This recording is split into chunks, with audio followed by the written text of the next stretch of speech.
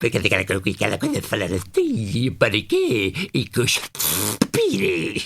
E eu sempre identifico-me com essas personagens. Aliás, entre o tigre e o Pateta, eu depois tenho há uns que eu gosto de fazer, gostava também de fazer especialmente, que era do Phineas e Ferb. Sim. O Balgite. e o outro. E o Buford e o Balgite. E fazer os dois e falar um com o outro é muito interessante. Uma voz que traz consigo gerações, memórias e um legado. O peso do bom desenvolvimento da área das dobragens em Portugal assenta sobre alguns pares de ombros. Simba, Stitch, Pateta são alguns dos cartões de apresentação de alguém que é um dos pioneiros, Carlos Freixo. O meu nome é Tomás Delfim, era uma voz. O Expresso tem uma nova subscrição que lhe dá acesso completo ao The New York Times, com atualidade, jogos, culinária e muito mais. E ainda aos conteúdos exclusivos da SIC Notícias, incluindo o Direto Vertical, a nova e inovadora emissão que se adapta ao seu smartphone. Subscreva em expresso.pt/digital. Expresso. Liberdade para pensar. Carlos, muito obrigado, antes de mais nada, por teres aceitado o meu convite para estar aqui comigo hoje. Ora, de nada.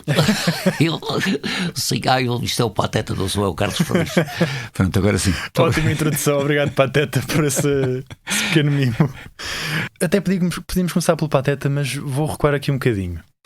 Esta entrevista podia começar de variadíssimas formas, mas vou começar aqui por o início de algo que também foi uma coisa bela em Portugal, o filme O Rei Leão de 1994. Exatamente. Além de seres o Simba, a versão adulta do Simba no filme, também foste tu responsável pela direção de dobragem deste filme. Minha pergunta é, qual é que foi o maior desafio nisto? Porque, pronto, para quem não está a par, foi o primeiro filme a ter dobragem portuguesa de Portugal, de animação, então imagino eu que tenhas sentido alguma responsabilidade. Não, assim, mesmo muita responsabilidade. Então, o que é que se passava na altura? Na altura era tudo dobrado em brasileiro, não vou dizer brasileiro, vou dizer Portugal do Brasil, em português do Brasil. Na altura eu tinha começado a gravar nos estúdios da Matinha, e os estúdios da Matinha tinham uma relação muito estreita com a Disney em Espanha. Eu conheci uma série de responsáveis da Disney que tinham as suas dúvidas de que fosse possível gravar em português. Achavam que nós não tínhamos um background suficiente para fazer uma versão de longa-metragem e que os brasileiros já tinham muita experiência, etc. Então, o que é que ficou acordado? Foi feito um preço especial, era mesmo chamado preço de amigo, para a Disney, para fazer o filme, e que se o filme se não vingasse, eles alegremente voltariam à versão brasileira. Se vingasse, deixaria de haver versão brasileira, foi o que aconteceu.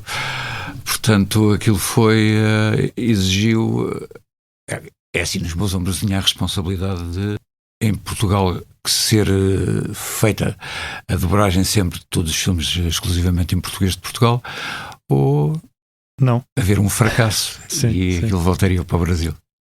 Bem, e tu soubeste tudo isso, ou seja, antes do trabalho começar efetivamente, não é? Sim, tinhas isso tudo em mente.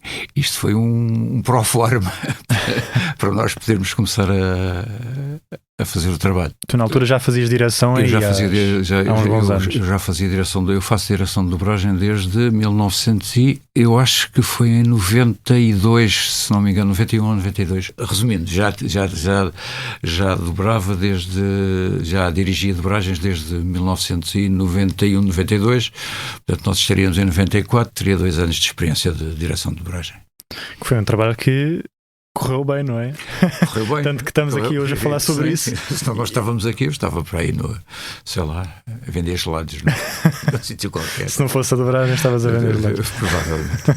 Mas pronto, no fim e ao cabo foste e esse projeto foi um precursor daquilo que viria a ser toda uma área Mas quando o filme saiu, ele foi reconhecido como a segunda melhor versão a nível mundial. Não sei se toda a gente sabe isso, mas isso traz-te alguma coisa a mais? Não ligas tanto a isso? Não, assim, hoje, se fosse hoje, eu faria adaptações diferentes, mas para a altura, sim, para a altura nós fazíamos o trabalho quase artesanal, não é? Porque enquanto, por exemplo, no Brasil, em Espanha, em França, na Alemanha, o trabalho Itália, o trabalho praticamente industrial. Nós fazíamos trabalho muito artesanalmente, ou seja, provavelmente demorávamos mais tempo. Ver o trabalho reconhecido é sempre. Quando dizes artesanal, artesanal é assim, normalmente eu por exemplo, dobrei em Espanha. Em Espanha eles trazem o texto praticamente não se muda. Em França eles adaptam o texto, o diretor adapta o texto em casa e praticamente não muda. Eu mudo no estúdio, eu fazia um bocado de experimentalismo no estúdio, tanto a nível de interpretação. A nível de interpretação tem de ser mesmo só quando uma pessoa tem um ator à frente é que pode trabalhar na interpretação. Mas a nível de sincronia, eu de repente estava no estúdio e tinha uma ideia melhor do que aquela que estava supostamente em princípio a ser utilizada para adaptar. Então eu no estúdio mudava. Portanto, quando falo de artesanal é isso, nós vamos dobrando à medida que vamos avançando no filme. A melhor interação que eu tive com bonecos foi /personagens, foi o Pateta e foi o Tigre do Winnie the Pooh. Eu interajo em gravação de estúdio. Eu quando estou já sou incapaz de estar sentado com uma personagem como o Tigre do Winnie the Pooh. Não posso estar sentado. Faz aos saltos também. Tenho de fazer aos saltos, não posso fazer muito aos saltos, senão o técnico pensa dizer que eu estou a fazer barulho. Mas tenho pelo menos de me movimentar bastante. E mesmo o Pateta exige uma certa postura. O Tigre também exige uma certa postura. Claro. Eu agora estou sentado não sei como deve ser. Se tivesse pé tinha outro balanço. Dava outro charme. Exatamente, completamente. Muito engraçado. Olha, por falar na Disney e tem relativamente a ver com o Pateta, uma personagem que tu chegaste a dar a voz foi o Mickey, que depois acabou por passar para boa! É verdade! Cheguei a falar do Mickey, mas o Mickey passou para o Rui Paulo. O grande Buda, que também já passou aqui pelo podcast. Mítico Buda. Porquê que deixaste... porque eles não queriam ter as personagens clássicas todas na mesma voz. Na mesma voz, porque se acontecia alguma coisa ao ator, eles perdiam várias personagens. Perdiam logo duas. Portanto, eles... disseram-me, queres fazer o Mickey ou queres fazer o Pateta? Eu só quero fazer o Pateta, portanto, o Pateta tem mais graça que o Mickey, acho eu. Então passaste para não passei eu, passou a Disney, porque foi feito o casting para o Buda fazer o Mickey e ficou. E faz muito bem. A voz do Mickey é espetacular. E sem deitar fora a do Pateta, que é mítica. Quem viu, tudo interessante, deixaste fazer o Pateta, não é? Mas quem cresceu com o Pateta ali no início fim de 90, início de 2000 até ali 2000 e... ainda fizeste o Pateta aí mais de 15 anos mais ou menos, não? Eu fiz o Pateta acho que foi o primeiro filme, acho que foi desde 95, é logo a seguir ao Rei Leão. Acho que desde 95 até 2017. São 23 anos de Pateta, 22 anos de Pateta. Tanto que agora este rapaz que faz a voz do Pateta, ele nem sequer tenta ir ao original. Ele estava a copiar a mim. Claro. Ele está a fazer o Pateta. Aliás, tem lógica. É como o Pateta é feito em Portugal. Ele vai à fonte. Vai à fonte da dobragem portuguesa. Olha, tu numa entrevista que deste, falaste sobre que tanto o Pateta como o Tigre são personagens que tu te identificas com elas, que são parecidas a ti. É verdade, a ti. completamente. Em que sentido é que... É assim, eu às vezes sou um bocado despistado. Ok. Portanto, andarei um bocado do Pateta. Sim. E também tenho aquela coisa, e tenho um bocadinho o espírito disparate do Tigre. Porque aquela coisa de falar assim, para quê? E cuspire. E eu sim, identifico um bocado com essas personagens. Aliás, entre o tigre e o pateta, eu depois tenho há uns que eu gosto de fazer, gostava também de fazer especialmente, que era do Phineas e Ferb. Sim. O Balgite. E o outro. E o Buford. O Buford e o Balgite. E fazer os dois e falar um com o outro. É muito interessante. Pois, porque se a Disney tinha medo que caso acontecesse alguma coisa ao ator, perdesse logo 2 personagens, tu no Phineas e Ferb, vai metade da série embora. É verdade. Preferes dirigir a dobrar? Eu prefiro dirigir a dobragem. O trabalho que eu gosto mesmo é dirigir, desde que possa adaptar o texto porque assim eu adapto muita coisa que não vem no original. Eu lembro, por exemplo, dos Meninos do Coro, os Rugrats. Os Rugrats, o filme, foi passar o filme para Portugal. Eu passei o filme literalmente para Portugal. Então eles perdiam-se numa montanha qualquer dos Estados Unidos, numa floresta. Certo. E eu fiz essa adaptação. A nossa adaptação foi para a Serra de Sintra. O avô, que é o equivalente clássico. Exatamente. O avô falava da Segunda Guerra Mundial, eu falava de 25 de Abril, o avô tinha estado de 25 de Abril. Okay. Ou seja, eu adapto muita coisa à realidade portuguesa que tem mais graça. Dá essa proximidade também. Sim, a nível do espectador, da relação com o espectador, torna o produto mais próximo. Eu da Disney não posso fazer isso. Isso eles não deixam. Não há essa abertura. É na América. Não pode passar a ser em Portugal. Por exemplo, o Bugs Bunny, que no original é do Novo México. Portanto, ele vira à direita em Albuquerque. O Albuquerque já agora Albuquerque, lembra-me do Walter White. Breaking Bad. Breaking Bad. Não, mas em português passou-se em Vila Franca de Xira. O Bugs Bunny, quando se engana no caminho, enganou-se em Vila Franca de Xira. O Bugs Bunny vai para Vila Franca de Xira. Pois. Okay. Portanto, mas a Warner aí dá muito mais liberdade criativa do que a Disney. A Disney é mais fechada. Voltando aqui ao Phineas e Ferb, isto para quem não sabe, tu fazes a voz do pai, fazes o Carl, o Major Holograma, as missões ao Agente P, fazes o Buford, como estavas a dizer, e o Balgite. E eventualmente estás de fazer. Fora outros que aparecem. Aqueles que tu tens mais. É assim, o único que eu tenho de personagem de aprovação é o Major Monograma. É que ele fala assim, é um bocado bruto. Sim. É o único que eu tenho. Depois o Carlos fala um bocadinho mais assim. Major, tu queres, Carlos? Pois, e tu acabas por estar em conversa contigo muitas vezes também nessa situação. Felizmente há pistas para gravar.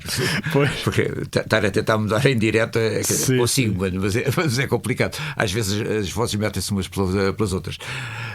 Mas sim, mas pronto, o único que eu tenho de aprovação é o Major.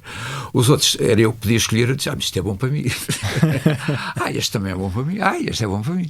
E foi assim que eu dei por mim a fazer aqueles todos. E depois, como eles não querem não queriam que eu estendesse muito o elenco para gravar com 20 ou 30 pessoas, sim. eu gravo aquilo que gravava, agora não sei como é que está, mas gravava com um elenco de 8 pessoas, 9 pessoas. Tu e o Peter eram a metade da série. Pois. Depois tinha a Carla Garcia para fazer a Candace, que a Carla Garcia é a Candace, portanto não é. E depois tinha assim mais meia dúzia de atores para fazer as outras personagens e não só despachava as coisas mais depressa, nos custar até chamar 30 pessoas ao estúdio, como é mais económico para o estúdio, é mais económico. Certo. E a antiga também, porque muitas das produções antigas também eram muito à base de poucas pessoas. Sim. Eu lembro quando fiz dobragens para a RTP, tinha sempre tinha um elenco fixo que passava de série para série. Normalmente tinha um elenco de 7 pessoas, 6, 7, 8 pessoas, já era muita gente. Não havia era multipistas na altura. Não havia multipistas. Aliás, eu tenho. Eu estive a ver. A Disney há uns anos resolveu reeditar os dinossauros. E os dinossauros foi uma série que eu dirigi. Foi das. Não sei se foi das últimas séries que eu dirigi para a RTP, sim. Mas ainda gravava com às vezes 4, 5 pessoas dentro do estúdio. Ou seja, é fazível, não fica bem feito, porque é assim, tu não podes estar estás a olhar para a boca de um e está o outro a falar, e tu quando olhas para a boca do outro já acabou. Sim. E tu tens de estar a ver se aquilo está síncrono. E eu quando a Disney resolveu editar em DVD, se não me engano, ou em VHS, já nem me lembro, os dinossauros, a RTP tinha perdido uns episódios, então fomos refazer os episódios que tinham sido perdidos, já com um sistema de multipistas. Quando eu fui ver os outros que eu tinha gravado, ia morrendo, disse, que horror, que mal dobrado que isto está. Mas era o que havia na altura, pronto, era. Sim. Tu se tiveres mais do que 2 pessoas no estúdio, e mesmo assim, eu quando tenho 2 pessoas no estúdio, gravo uma de cada vez.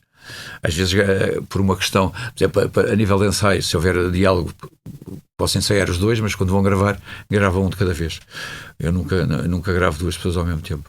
A não ser as célebres molhadas ou as balas em inglês, que é meter. Mas é ambientes, isso é mesmo ambientes. Que é fazer ambientes para filmes. Também dá o seu gosto de fazer. Que é meter para aí 8 pessoas dentro de um estúdio com vários microfones e fazer ambientes vários. Ok, sim. Uma das vozes que também serve como um bom exemplo da tua maleabilidade é o Stitch. Do Stitch antigo, não agora este. É Stitch antigo. Prima, sim. É porque. E a maleabilidade porquê? Porque muitas das tuas vozes mais conhecidas são tão distintas, ou pelo menos o tom é muito distinto, que é difícil, porque estás tão camuflado nos artifícios que tens, que não és tão facilmente reconhecível. E eu vejo isso como um ponto positivo de um dobrador, não é? Porque não estás tão à mostra, não. Pois, sim. Sim, há pessoas que só têm uma voz. Tu tens várias vozes. Eu tenho várias, felizmente. E o que é que te recorda assim do Stitch? O Stitch, achas que é uma das personagens que as pessoas mais te atribuem quando. Eu acho que há pessoas que nem sabem que faço Stitch. Olha que não. É. Olha que não. Eu não sei. O Stitch o Stitch veio-me parar ao colo perfeitamente por acaso. Porque o Stitch era o Buda que estava a dirigir o filme. Andavam a fazer testes para o Stitch, eu estava no estúdio ao lado. E o Buda disse: anda cá a fazer o teste. Eu disse: mas para quê? Para o Stitch? Para o Stitch. Eu fiz o teste e fiquei logo. Portanto, nem sequer. Pronto, eu agora ouvi, acho que é o Misha que faz o Stitch, não tem nada a ver com o Stitch que eu faço, nada mesmo, nada. Sim. Portanto, aliás, o Misha era o Misha, porque é o Stitch, sim, o Misha. O Misha era a segunda opção deles para o Stitch, foi a que eles utilizaram agora, mas não tem rigorosamente nada a ver com a minha voz. Mudou muito. Sim.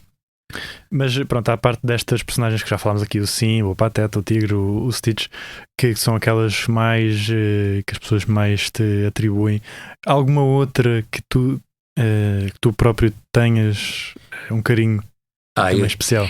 Como estava a dizer há bocadinho, tinha um carinho especial pelo Pepe Le Pew. Mas exatamente. O Pepe Le Pew acabou, a Warner acabou com ele. E também eu gosto muito das personagens da Warner. Então tinha o Pepe Le Pew, o maldito coelho, que era o Elmer Fudd.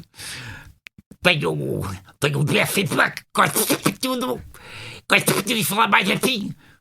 E tenho o Silvestre que também gosto de tudo, mas é capaz mais grave. Tu só nos Looney Tunes também, lá está. É aquilo tudo, vai tudo na tua voz. Nem é preciso mais atores, quase. Por acaso os Looney Tunes normalmente são feitos. Não faço o Bugs Bunny, que é o Paulo Homme.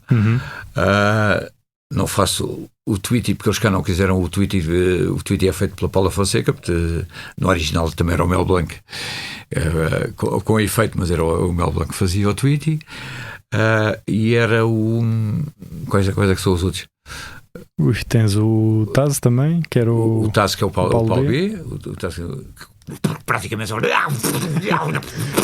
Sim, não há muita fala. Praticamente fala pouco. Agora faço também o Marvin o Marciano, que é Eu não sei o que é de fazer. O Marvin,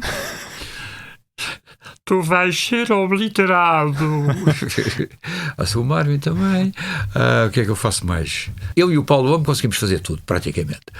Depois é preciso a Paula para fazer o Tweety, a avózinha é a Isabel Ribas para fazer a avózinha, e Carla Garcia faz a Lola Bunny.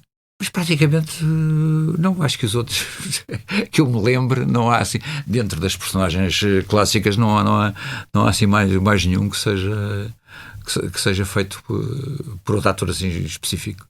Alguma voz que faça parte do teu imaginário? Portuguesas, não sei. Eu pergunto isto porque tu, como pessoa que está dentro da área. Não, portuguesa havia uma que fazia que era do Canti Castro. O Henrique Canti Castro, mas ele também tinha uma voz única, não é? Certo. É assim a voz que. Pronto, a nível de voz, uma voz que me tenha marcado, sim, o Canti Castro. Pois, gosto das vozes dos meus colegas. Mal de mim se não gostasse das vozes dos meus colegas. Aliás, eu adoro ter bons profissionais a trabalhar comigo, portanto, mais eu me divirto. Quanto mais eles se divertem, mais eu me divirto. Claro, e é a receita para o sucesso. E é uma pessoa encarar este trabalho como um trabalho artístico, é um trabalho que tem de dar gozo de fazer, senão não vale a pena. Fazer isto por frete ou para ganhar dinheiro. Quer dizer, o dinheiro é bem-vindo, não digo que não é bem-vindo, mas não pode ser a motivação para fazer um determinado trabalho. Tu estás nas dobragens desde o final da década de 80, portanto isto já são uma data de anos. Fazendo assim uma pequena retrospectiva, o que é que tu achas que mudou mais? Sendo que a parte do artesanal tu continuas a aplicar, sim, não é? Eu continuo a aplicar, não estou a dizer que todos os estúdios aplicam. Sim. Mas o que mudou mais é a parte técnica, sem dúvida. Quer dizer, a nível de parte humana, que nós temos tão bons atores hoje como tínhamos se for fazer as contas, é quase há 50 anos, é há 49 anos. Fogo. É uma data. Continuamos a ter tão bons profissionais hoje como tínhamos na altura. O que muda é o processo de manufatura do produto, que é, na altura aquilo era. Eu ainda cheguei a gravar em Pescadinha. Pescadinha era uma coisa que era uma tira de filme que sincronizava com um gravador de fita e só se gravava aquele bocadinho, a pescadinha. A pescadinha era uma coisinha para aí uns minutos, e aquilo gravava a pescadinha, sincronizava com um bocadinho de áudio para a altura. Bem. Depois, a partir daí, passou-se para o vídeo, para gravar. Deixou-se gravar em filme, foi a altura em que eu entrei. Foi a grande revolução na altura, que era a Zoomatics, que era antes das Betacams, era a Zoomatics, e que já gravava em fita, portanto já tínhamos a imagem em vídeo, e tínhamos os gravadores ainda de bobines, os gravadores de bobines grandes, para gravar, e aceitava para aqui 2 pistas, talvez 4 pistas. Se fosse para gravar mais que 4 pistas, tinham de sincronizar dois dos aparelhos, e aquilo demorava mais tempo a sincronizar do que nós a repetir. Portanto, o que é que mudou? Mudou a parte técnica, mudou essencialmente a parte técnica. Tu no início da conversa deste um toque nas inteligências artificiais. Achas que isso pode ajudar mais que prejudicar ou não és tão positivo? Não, eu não sou completamente negativo. Eu acho que depende da legislação que houver. Porque é assim, agora há o movimento, eu não autorizo que a minha voz seja utilizada em inteligência artificial. Ou seja, eles não podem utilizar aquela voz em inteligência artificial. Ou seja, eles não podem pegar na voz de um ator que fez a dobragem, que fez não é a dobragem, que fez o filme nos Estados Unidos, e através de inteligência artificial porem-no a falar português. Certo, porque fazer clonagem. Porque aí há uma legislação para isso. Eu acho que a inteligência artificial ainda está tão no começo que é a altura para legislarem como deve ser. Porque se for legislada, acho que não há é uma ferramenta útil como outra qualquer. Se não for legislada, pode ser a lei da selva. Eu no outro dia estive a experimentar aqui com o Gemini do Google a fazer, olha, faz-me um fado, fiz uma letra, faz-me um fado para isto. Ele faz. Ele faz-me um fado para aquilo. Nunca experimentaste fazer na dobragem ou pedir uma adaptação? Ou... Não. Ainda não cedeste a essa? Não.